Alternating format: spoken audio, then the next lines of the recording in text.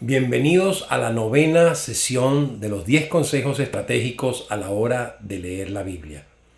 Bueno, en esta ocasión vamos a ver el noveno consejo que tiene que ver con leer la Biblia adquisitivamente. Cuando digo adquisitivamente, obviamente viene de la palabra adquirir, el verbo adquirir. Y bueno, tal vez en la imagen estoy colocando una especie de ahorrador, ¿no? De donde se pone el dinero para que ese contenedor, pues obviamente el cochinito, pueda recibir el dinero y guardarlo ahí, que se haga contenido, ¿no? Que se llene ese contenido.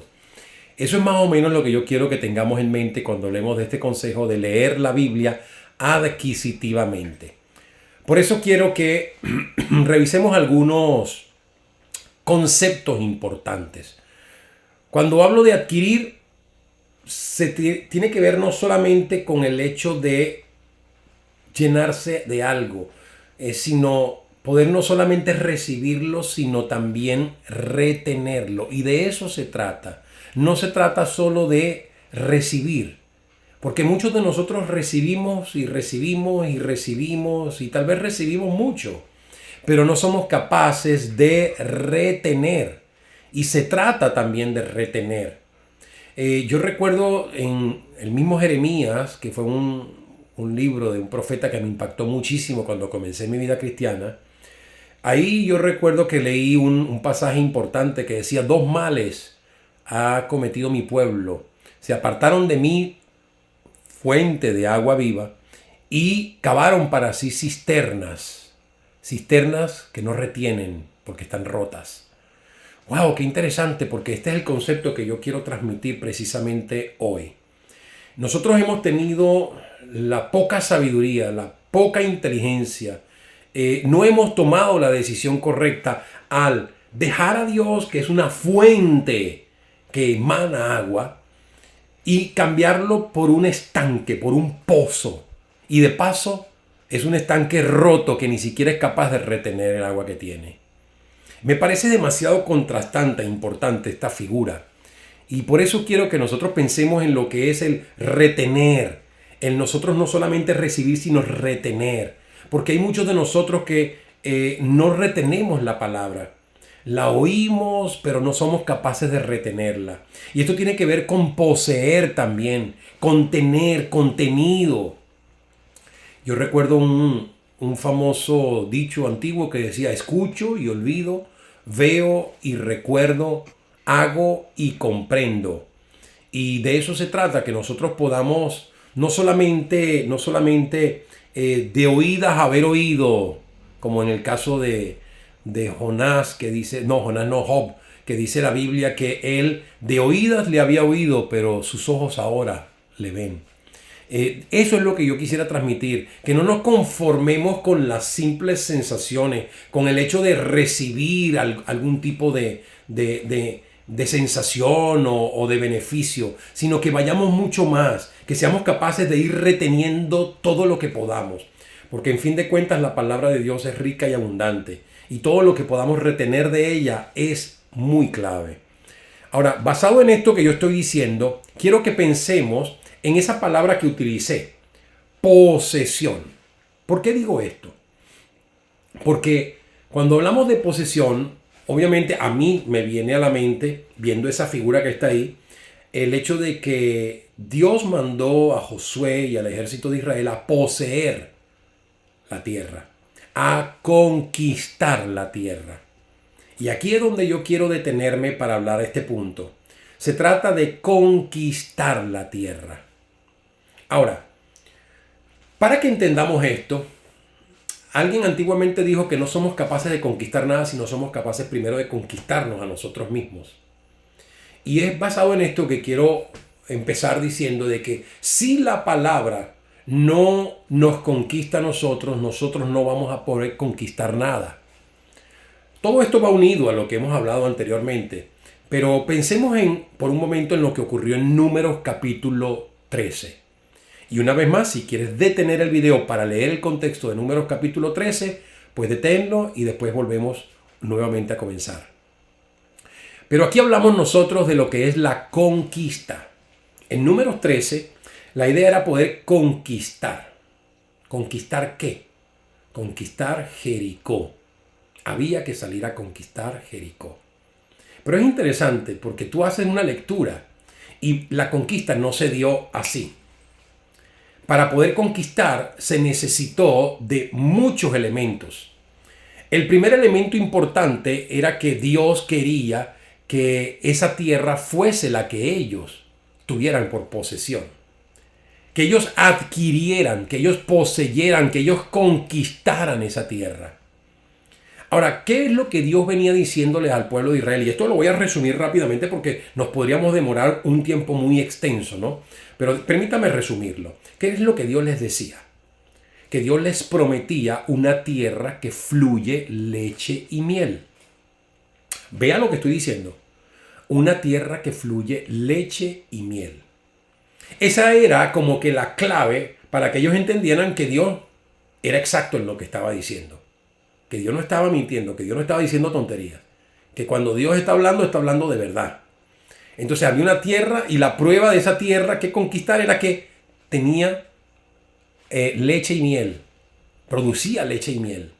Ahora, interesante porque cuando nosotros vemos que se organiza una expedición y se utiliza toda una planificación. Oiga bien, mire, la conquista no viene sola. Todo comienza por Dios, pero Dios comienza a que el pueblo se organice y planifique a través del liderazgo. Interesante lo que ocurrió aquí. Y seleccionaron a uno de los principales de cada una de las 12 tribus de Israel. Y estos fueron comisionados como 12 espías.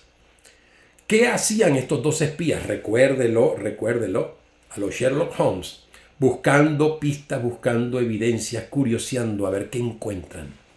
De hecho, Dios les dio órdenes específicas. Vayan a esa tierra y revísenla en sus valles, en sus montes, arriba, abajo. Vean sus frutos, vean a su gente, sus costumbres, sus murallas, su ejército. Revísenlo todo, evalúenlo todo. Y después vienen y traen su reporte. Interesante. Interesante, ¿por qué? Porque evidentemente todos los 12 que fueron cumplieron la misma función. Fueron 12 escogidos de parte de Dios a través de Josué. Pero además de esto, bueno, a través de Josué no, perdón, a través de Moisés, porque Josué era uno de ellos.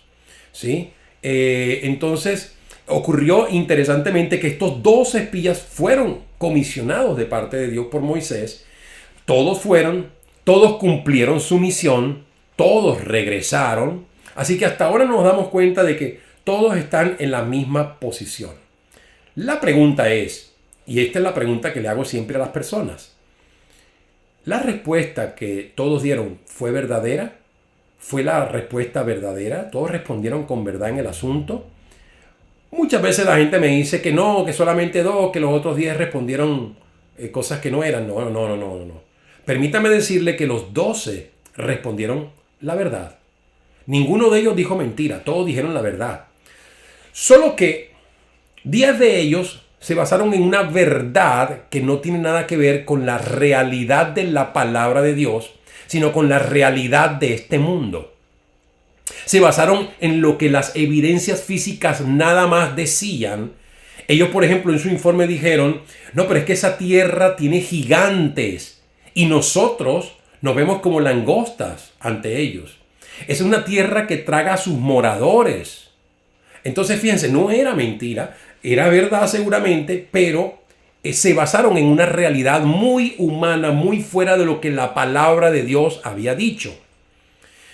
Cuando Josué y Caleb, que fueron los dos que dieron este informe diferente, basado en la palabra de Dios, ¿por qué? Porque Dios había dicho que era una tierra que fluía leche y miel. Y cuando ellos regresan y dan su informe, la diferencia fue que ellos sí dijeron que lo que Dios había dicho era verdad.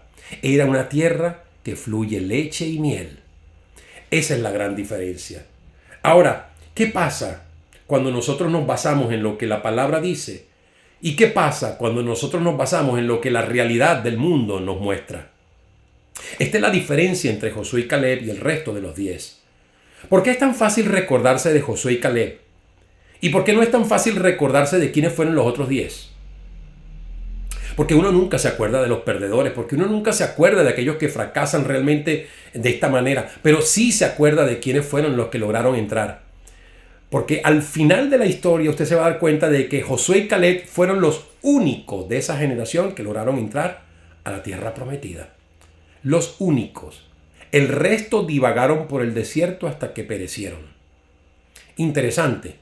Ahora, ¿qué pasó con Josué y Caleb? Que ellos lograron retener la palabra. La palabra los conquistó primero a ellos, por eso ellos pudieron conquistar Jericó. Y me encanta este pasaje de la Biblia porque tú y yo deberíamos aprender, ¿no?, a tener un acercamiento así a la palabra, a ser bien nosotros planificados a la hora de batallar, a la hora de conquistar, a la hora de saber de que la mejor manera de conquistar va a ser cuando Dios es el capitán de nuestro ejército. Por lo tanto, yo les invito a que nosotros veamos en este consejo tan impresionante, el de leer la Biblia adquisitivamente, retengamos la palabra, porque esa palabra es la que a nosotros nos va a ayudar. Esa palabra que nosotros retengamos es la que nos va a conquistar. Y así como la palabra nos conquista, nosotros ahora podemos estar listos para conquistar también.